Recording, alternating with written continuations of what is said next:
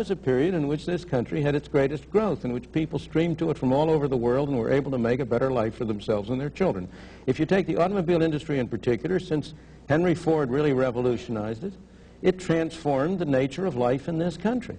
The automobiles improved tremendously. They came down in cost relative to other goods.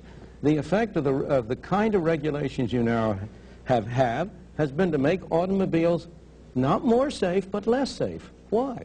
Because by making them more expensive, they make it pay to keep an old car on the road longer. The average age of cars on the road has gone up, and old cars are less safe than new cars.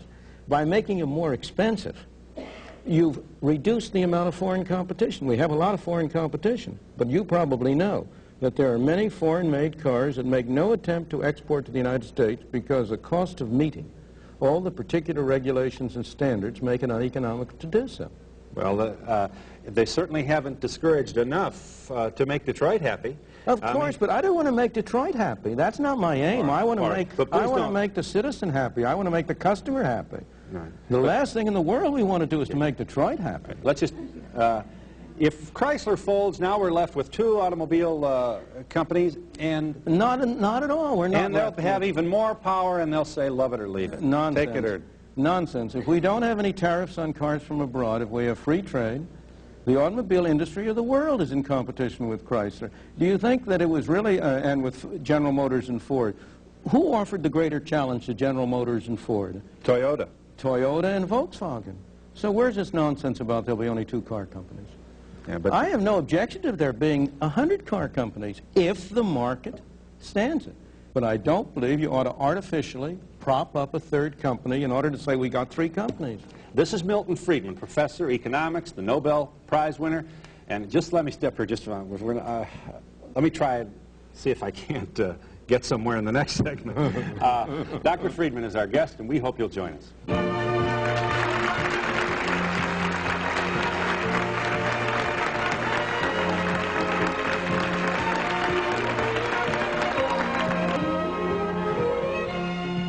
Let's just review for a second, because I don't want to bore you to death here, but this is really, I am fascinated by the dialogue, and just to characterize Dr. Friedman's position, which I should let him do.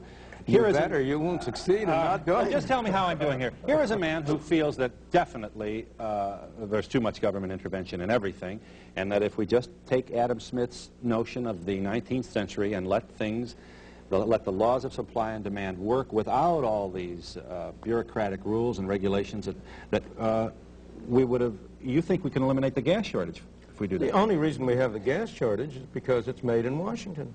There's no need for the gas shortage. There's a problem in oil. Oil is expensive. The fact that the OPEC nations have formed an effective monopoly and quadrupled the price of oil hurts us.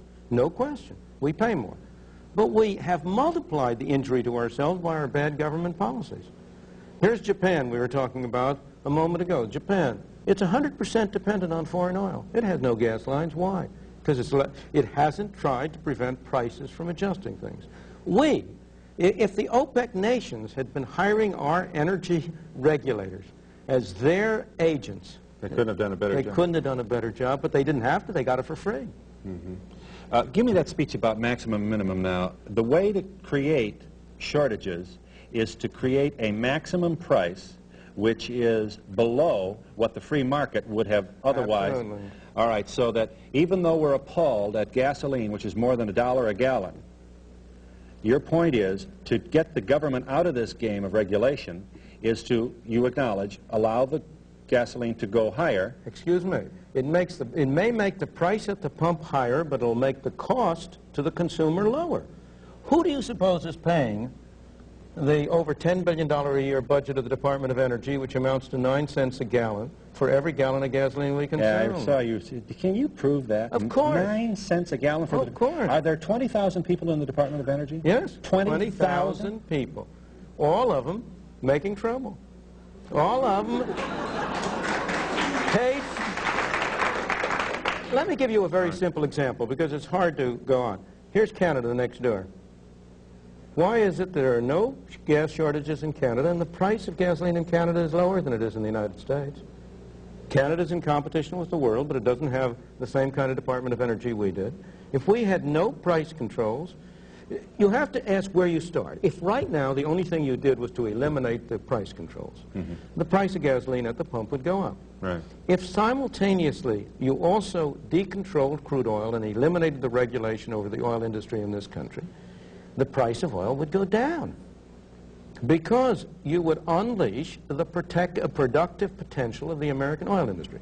Explain to me why it makes sense to propose that we produce synthetic fuels at costs estimated up to $40 a barrel, while we will let people who pump oil out of the American land, oil well, some of them can only get less than $6 a barrel for their oil. Others can only get $14 a barrel, but we're going to spend the taxpayers' money to produce $40 a barrel oil. Is that sensible? You're saying that they get that because of regulation. That's all they get because of regulation. Yes, the regulation, the Right. limit on the price fixing, the limit on the price which they may receive for oil. Now, where do you suppose the difference between that price and the world price goes to? Okay, let me just, how do you speak to this nightmare? Let's do your thing. You're a czar. We'll make you a czar, and you're going to say, look, the free enterprise system is going to work. I'm not crazy about the OPEC monopoly either, but this is the facts of life. It's the geography, and it's the way we got to play this game. And let's let it happen as it happens. $3 a gallon. Now, we have truckers shooting each other right now because of their frustration out of their inability to pay their... Excuse me. The only reason they're shooting each other is because the government won't let them be free to set their prices. You have the ICC, the Interstate Commerce Commission, in turn fixes their prices. The Interstate Commerce Commission, in turn, decides who may and may not haul freight. Do you know that if you want to haul freight between certain places, you may have to buy the rights from a company that doesn't own any trucks? There are many people in this country who get income out of the accidental fact that they own ICC licenses to transport goods between point A and point B, which they don't use, but they rent out for others to use. The total cost, the total value of all of those rights, a purely artificial monopoly value that has no economic counterpart, is in the billions of dollars.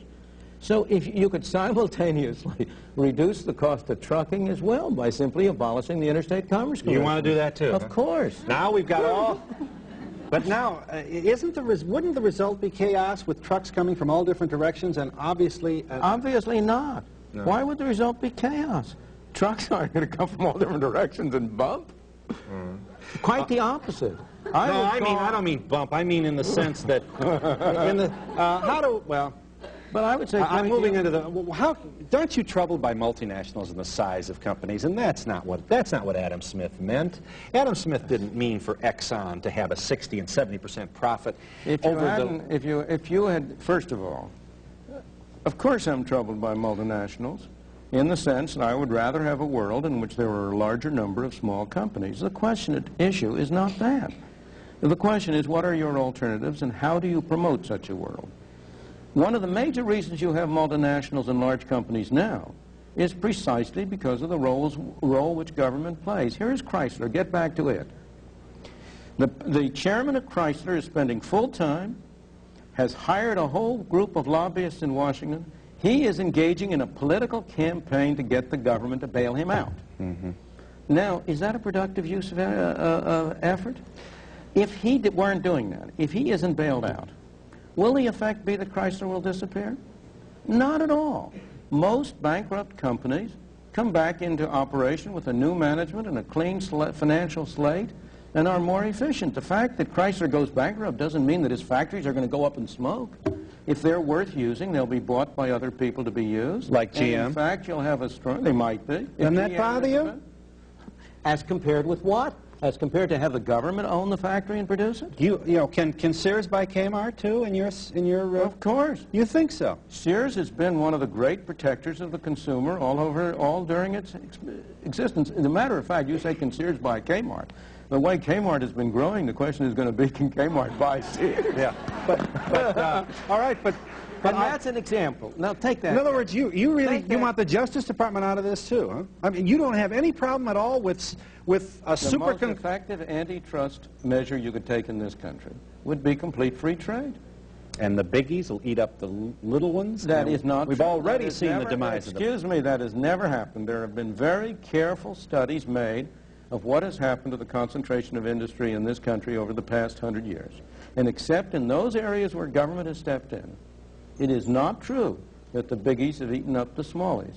In fact, it's often been the other way. And Kmart is a good example. It started from nothing. Sears was already a major conglomerate. And Sears has been losing ground and going downhill, and Kmart has been rising. All right, just one question